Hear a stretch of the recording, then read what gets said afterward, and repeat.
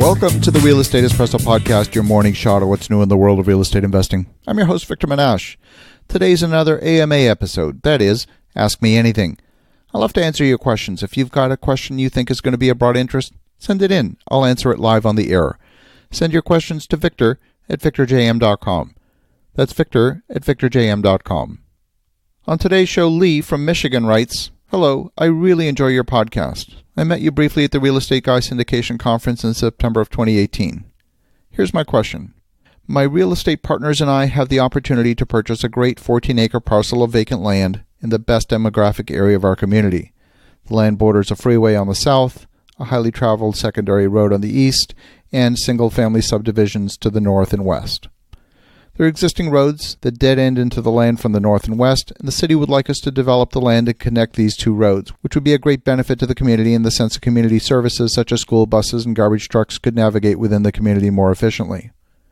To make this project economically feasible, I would have to develop some multifamily properties.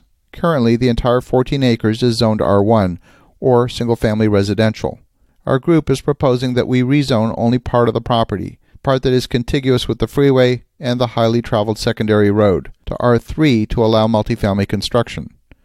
Of note, fourplexes would be our largest footprint. Further, all of the land that borders on the single-family homes we would propose to leave R1 single-family zoning. We have a preliminary meeting with the local planning commission in the next couple of weeks to discuss our intentions.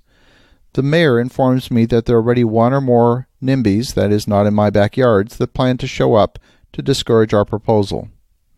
Previously, a production builder wanted to purchase the land and put up 200 low-income housing units. The city basically laughed at the idea.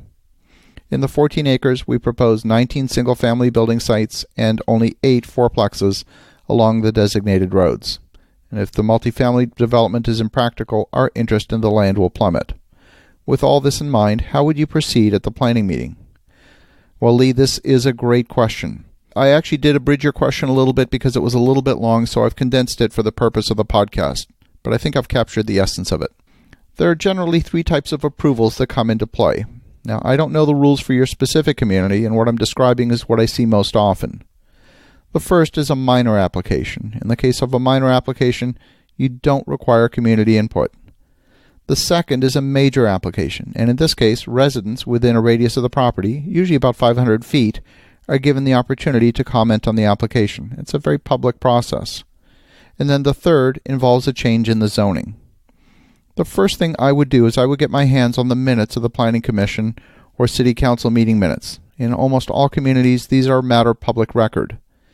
In some towns, you can listen to audio recordings of the meetings, or in some cases, watch a video recording of the meeting.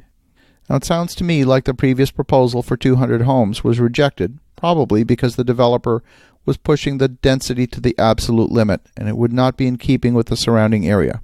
I don't know this for a fact, I'm just guessing. But in your case, you're talking about 19 single-family homes and 32 units of multifamily. That's pretty low density for 14 acres. General rule of thumb is you can get about 8 single-family homes per acre, and perhaps 12 units per acre if you're building townhouses, and of course apartments can be much higher density. If you're building 19 homes on half-acre parcels, that would consume 9.5 acres. And those are very generous properties. That would leave 4.5 acres for a higher density product. I would actually advise against building fourplexes for a couple of reasons. Number one, 32 units is still a small multifamily project. It's not large enough to hire a full-time property manager.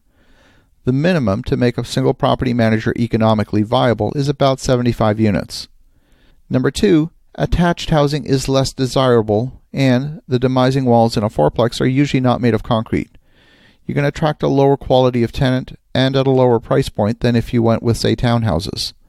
The cost to build a 1,200 square foot townhouse versus an apartment is virtually the same, and you may discover that the townhouse solution is the most cost effective and gets you the highest rent. Since all the homes are co-located in the same site, they're no more or less difficult to manage than if they were apartments, townhouses, or single-family homes. The management costs are going to be pretty much the same. You will get people in any community who will oppose development. That's life, and I would not be afraid of that. But before going into a public meeting, you'll want to make sure that you're really well informed of each of the Planning Commission members' feelings are on the question of density and height. They don't have that much to say about the interiors. And there may be consultants in your community, such as maybe an urban planner or perhaps an architect, who knows everybody in the planning department and the planning commission. They will know what the sentiment is in city council and can advise you on what will be accepted and what would be outright rejected. There's a big distance between the previous application and yours. If you decide to build townhouses, you may find that it fits within your R1 zoning, and now you're no longer asking for a zoning variance. And when you're building something that complies with the zoning, the opposition doesn't have a legitimate argument against your development. So don't fear the opposition. With townhouses, you would still get 32 units. I think you could even get more units than that. You'd also get a more desirable product in the market that you can rent at a higher price point. The difference in rent may not be huge. It might be just an extra $50 or $100 a month for the townhouse. But the tenant who really needs to save $50 a month is probably not the one you want. I want to thank you, Lee, for a great question. It's a wonderful topic, and I wish you the best of luck. Definitely, before you go into the meeting, talk to the Planning Commission members individually and get as much information as you can before you get into a public hearing. As you think about that, have an awesome rest of your day. Go make some great things happen. I'll talk to you again tomorrow.